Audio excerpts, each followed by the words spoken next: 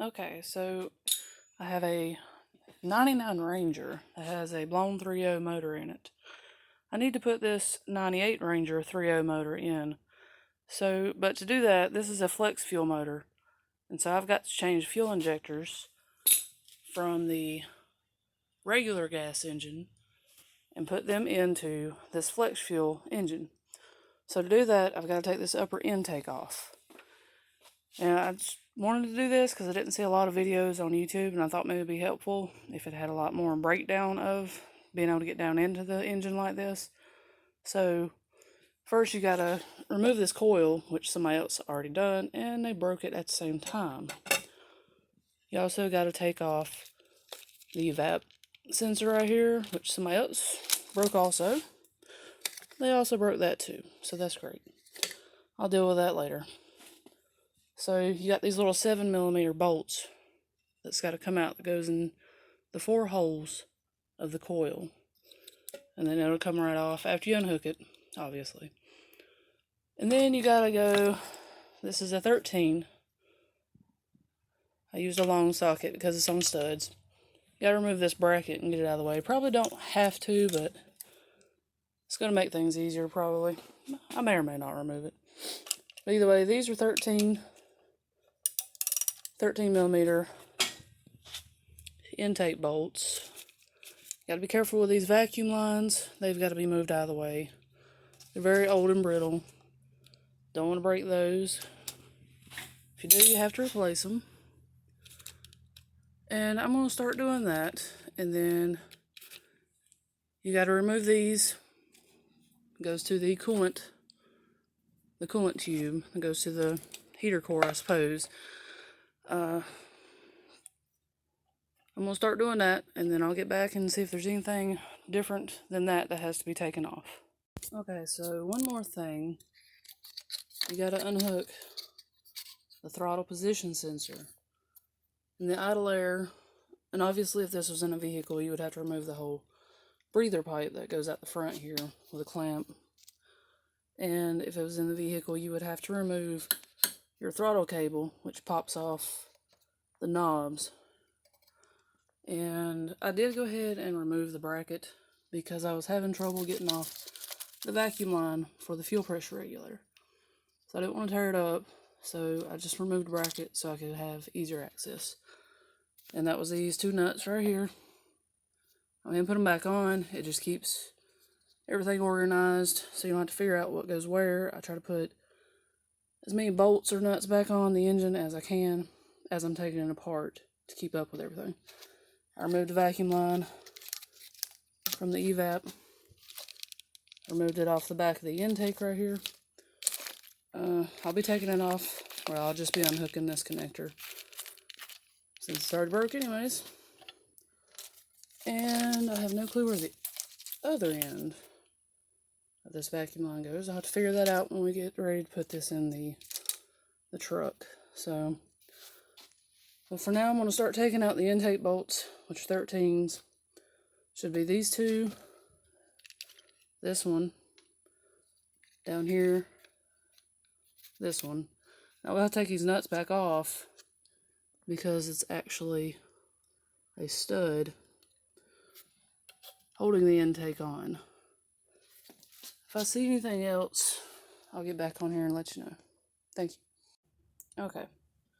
So I removed the 6 bolts. 1, 2, 3, 4, 5, 6. This one, I squeezed it past the fuel line. I mean, don't be rough with it, but I didn't have too much trouble getting it by. As soon as I got the bolts out, you can tell this is already coming apart. It slid apart right here. But one thing to keep in mind is the bolts are different lengths. So I laid them out. These are your 2 studs holding on the coil bracket. So I put the nuts back on to keep up with them. And these are 2 shorter ones and then 2 longer ones in the middle. Obviously the 2 longer ones go on these 2 upper ones right here. And the 2 shorter ones go in the lower areas. And then the 2 coil ones. So I'm going to lift this off. I did blow off the engine before starting to unbolt these because you do not want to get trash in your engine. So you want to try to free it up of debris, leaves and stuff. So I got all that out.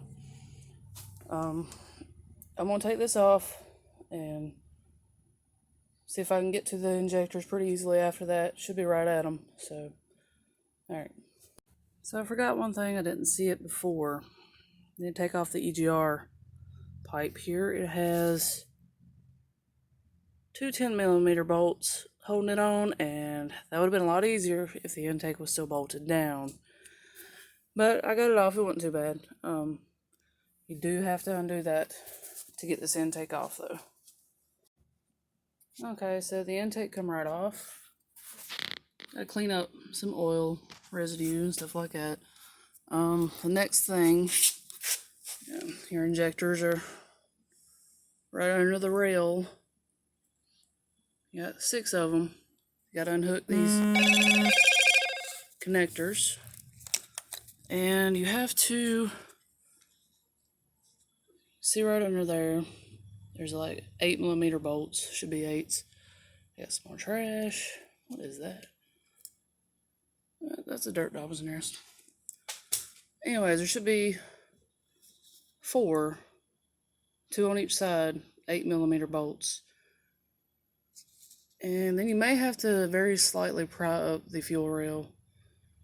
You either gotta disconnect this, but on mine, I may just come down here and loosen up this bracket that's on this bolt right here, just so I got wiggle room. You're gonna have to do whatever's easier for you if the engine is still in the vehicle. So I'm gonna pull the rail off and go from there. Okay, so did forget to remind you, you might want to either tape up the intake here or shove cloths down in there. Either way, you don't want to drop nothing down in your motor, especially the bolts that's coming out of the fuel rail or something. Now you don't want to trash it anyways while you're doing this. Now I took out the 4 bolts, the one on each side of the rail. That's kind of fun to get to. You have to, I went up underneath the harness with I use 1/4" extension, about a 12". Now, sometimes you can get by with just pulling up on the rail. See, it just popped right out. It usually brings them all, except for the last one, of course. So, everything's in my way. But you can just pull up on it, and it just pop right out. Now, just want to try to pull straight with the injector. That way, they just come straight out. There we go. Now, I got a lot of junk around my fuel injector holes that did not blow out because it has oil caked in it. I'm going to have to be really careful about putting my injectors back. But that's how you get the injectors out. I will be showing a video. I might continue the video and show you how to put them back in. But if I don't, all you gotta do is pull them out of the rail, just like you did out of the intake there. And it's best to lube up the O-rings with Vaseline or something in case if you're not going to replace them, like with rebuild kits with the caps and the O-rings, you can put some Vaseline back on the O-rings that's going to be up here in the rail and down here on the bottoms, and that helps everything go back together a little easier. And then you just press them back into the motor once you get all 3 on each side put back in the rail.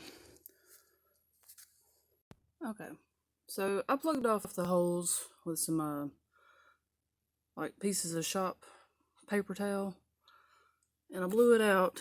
I used some brake parts cleaner, and I blew out all the junk around and near the fuel injector holes. But I think what I'm going to do now is probably go in and try to get some of the little black stuff off right here, just the grime from oil and stuff. I'm going to try to get some Q-tips and maybe just soak them in brake parts cleaner and try to clean out these edges, because that's where the O-rings seal. And it would be more ideal if those were clean so that they would seal really good and easily. Okay, As you can see, those are nice and clean now. That actually didn't take as long as I thought it would. It broke it down pretty easily. Some better than others. But those O-rings shouldn't have no trouble sealing in that. So now I gotta take the injectors out of that intake and clean them up and get them ready to put in this one. Okay, so the rails are different. I don't think it's no big deal really, but I am just gonna go ahead and use the rail from the original gas engine.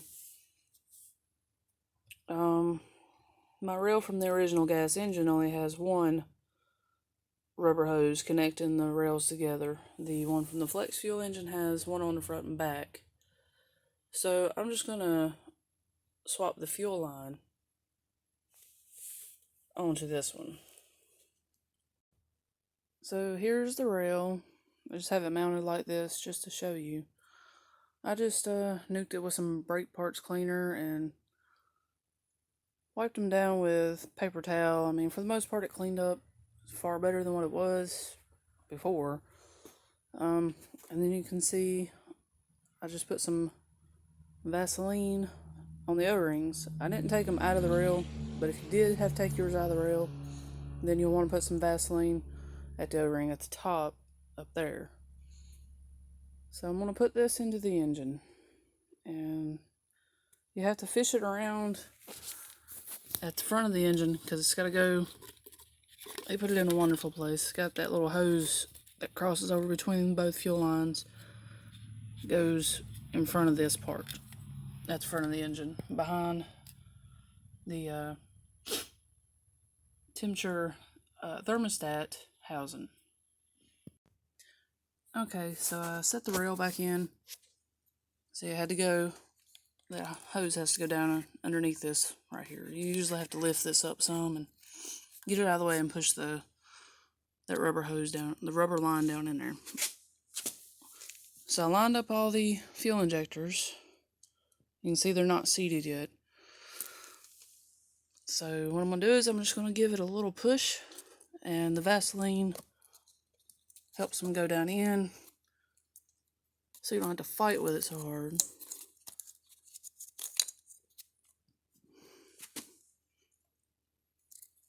See how easy that was? If you use the Vaseline, it usually makes your life a lot easier.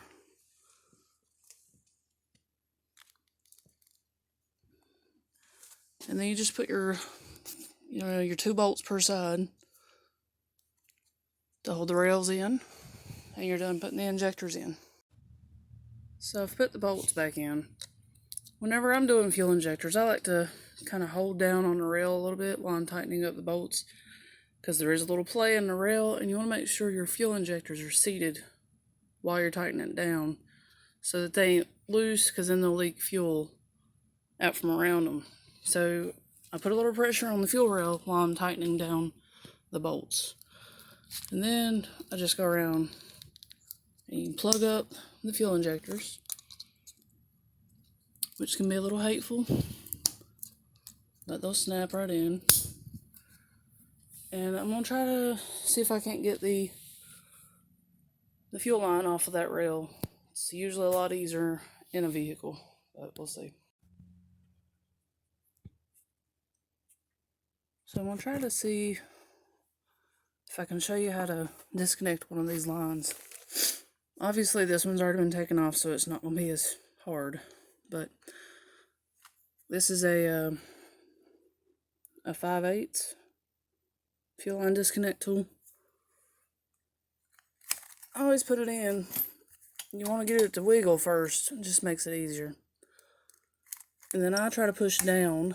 See how it clicks? See, it can't come off. It's connected. I push down, and then I push this up. See how that clicks? And then up. So it's connected. I push down, push the tool up in there, and then pull on the line. And that should be it. That usually does it for the most part. If you have to, use like some crow oil or just some sort of penetrating lube, and you can try to spray some up in there. and sometimes that'll loosen up. There might be some rust around the spring, but that's what I do. So I've set the upper intake plenum back onto the engine. My gasket did not tear. It's usually a good idea to just go ahead and replace the gaskets anyways, but it looked pretty fresh, like somebody else had already done it before. So mine didn't tear, so I'm just going to reuse it. And if it leaks, then I'll replace it. But when putting the intake back on, be sure that you get your EGR pipe here, out of the way, because it was hitting the plenum. So you got to like pull it back a little bit while you're setting the plenum on. I'm going to tighten these. It says 14 foot-pound first, and then 19 pounds after that. So I got the injector swapped. I ain't really gonna go no further with mine right now because there might be a few other little differences once I get the motor going into the truck itself. Like, I think the vacuum lines might be a little different for the gas engine because the fuel pressure regulator was mounted in a different place on the fuel rail. So we'll just have to see about that when I do that. But there's how you put the fuel injectors in a 3.0 Ford. It's pretty easy.